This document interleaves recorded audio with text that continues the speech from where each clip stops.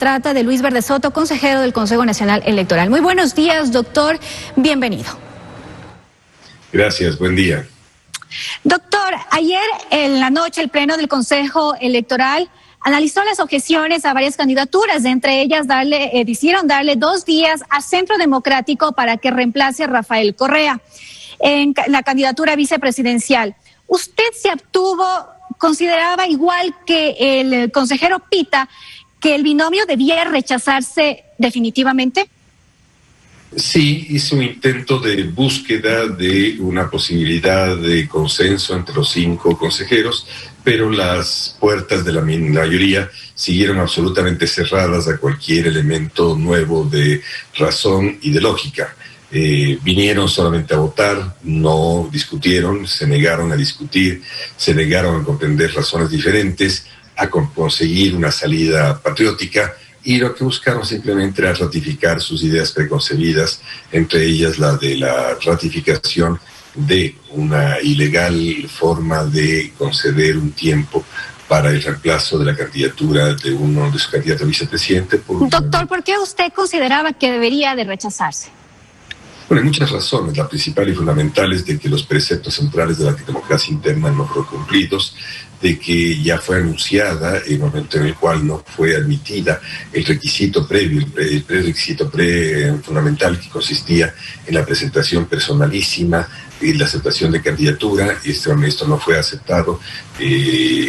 Luego de eso existió quien presentaba esta candidatura fue una alianza que había dejado de existir toda vez de que Fuerza de Compromiso Social dejó de existir como partido, y una alianza de un solo partido no existe, una alianza consigo mismo no existe. Se había buscado una forma de generar una herencia política para que el Partido Centro Democrático asumiera todas las decisiones de democracia interna de el Partido Fuerza de Compromiso Social, lo cual es inaudito e impensable.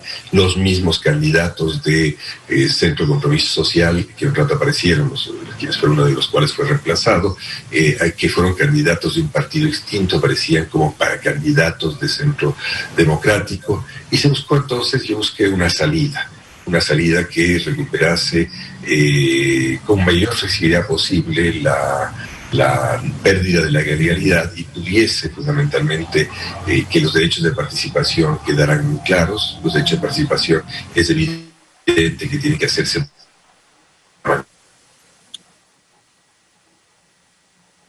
Se nos cortó la señal, doctor. Bueno, parece que ya estamos nuevamente.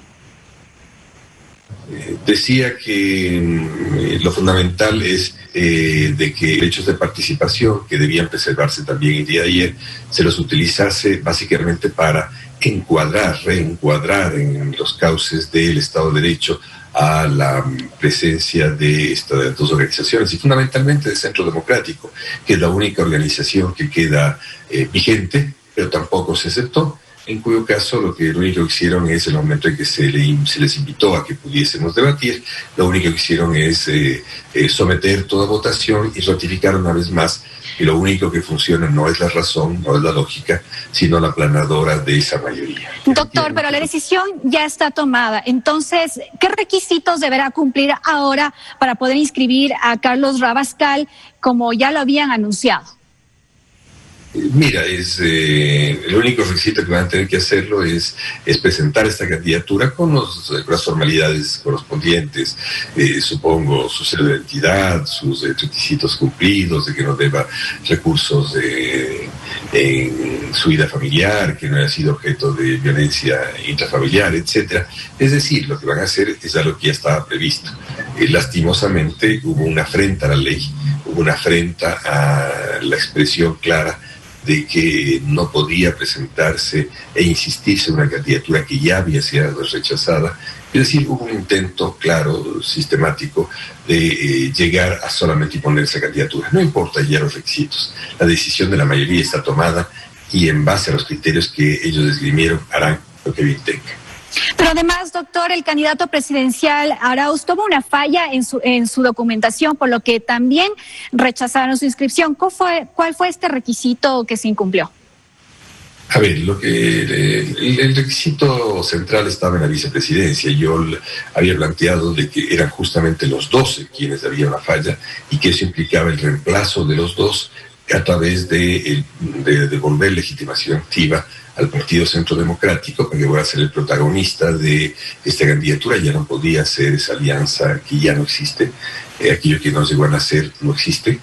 Que a la vez esos dos candidatos fueran reemplazados por dos candidatos surgidos de la democracia interna del Partido Centro Democrático. Sin embargo, acá simplemente se tomó el caso segundo, es decir, el caso del vicepresidente, y eso es lo que se reemplazará en las siguientes horas. Es decir, este es un hecho consumado. Doctor, en el caso de Unión Ecuatoriana y el binomio de Washington Pesantes, el Rabino Horna, se le dio también 2 días para que completen los requisitos, pero además no acudieron personalmente a aceptar su candidatura. ¿Esto implica que deben presentar también un nuevo binomio? Seguramente en el caso de los dos se está previendo que se cumplan los requisitos formales que no fueron cubiertos. Eso es lo que se está planteando y eso es lo que seguramente descubrirán a partir de la resolución dada. En el caso de binomio Lasso Borrero, ¿qué decidieron sobre la objeción presentada por Centro Democrático contra Guillermo Lasso? Porque supuestamente él tenía recursos en paraísos fiscales, porque finalmente fue aceptado.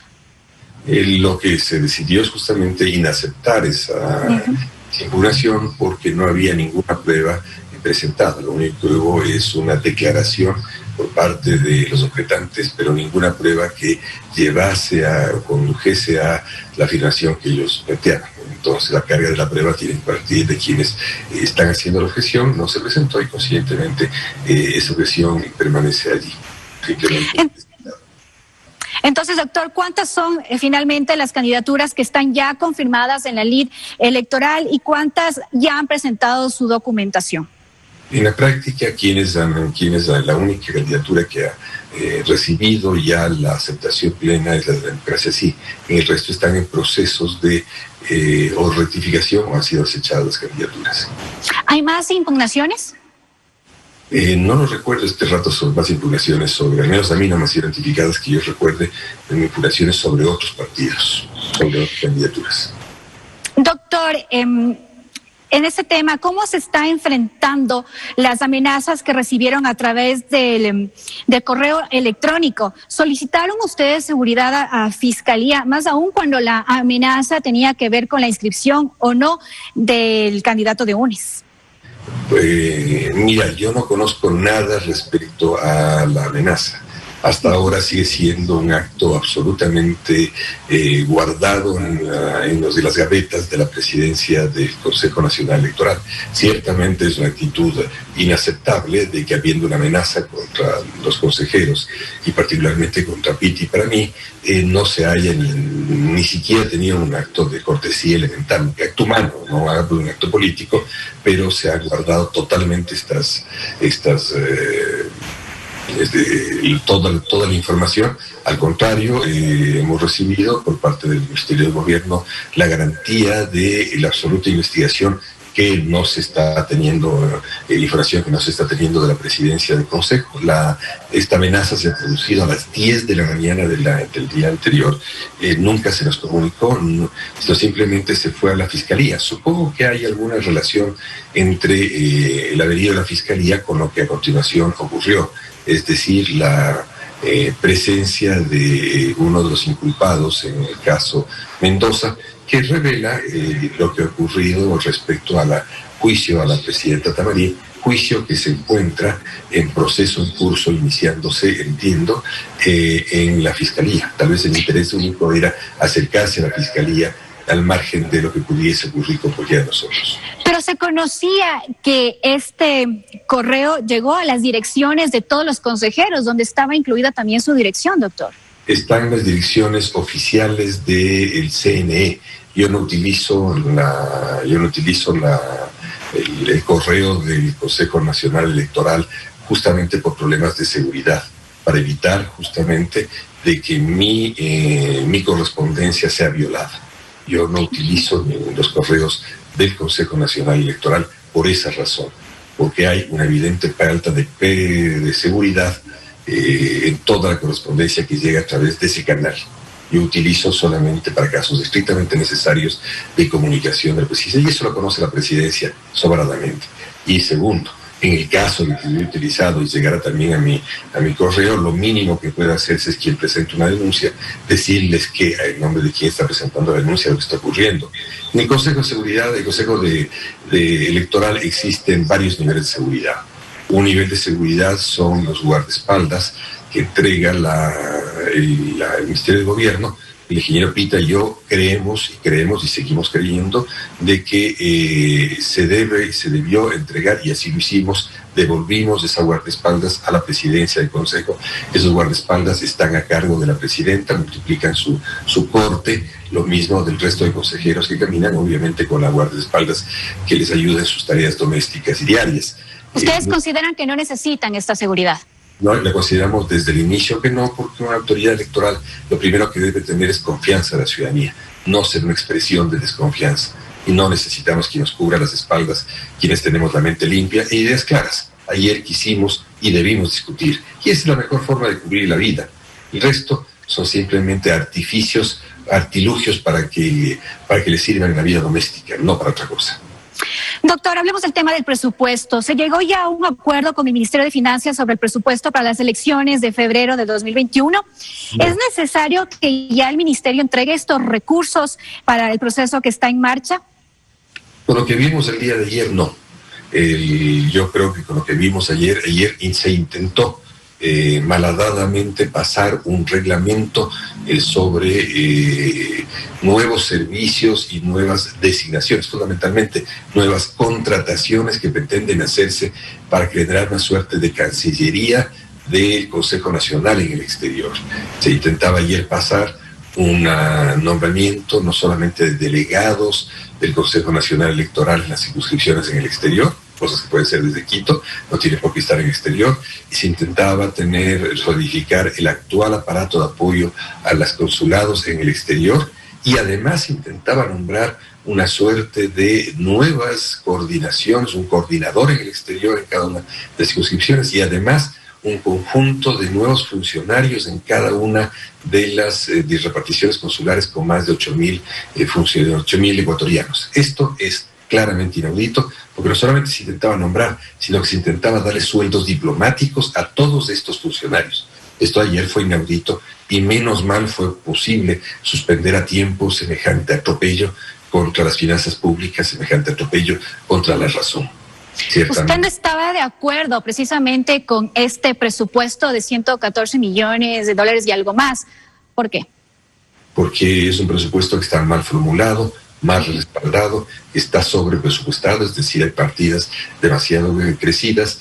Ahí no hay una relación con el presupuesto ejecutado en 2017, y declaramos con claridad cuáles son los niveles en los cuales tenía que haber cambios: en el manejo del equipo informático, en el manejo de computación que se terciarizaba falsamente sin necesidad. El equipo informático del CNE es suficiente para realizar todas las actividades de información que se precisan para la siguiente campaña. Pero se justificaba justamente este presupuesto, una de las justificaciones es que es necesario cambiar, por ejemplo, el software para las próximas comicios del 2021, porque se manifestaba que este ya está obsoleto y esto no podría garantizar la seguridad del proceso.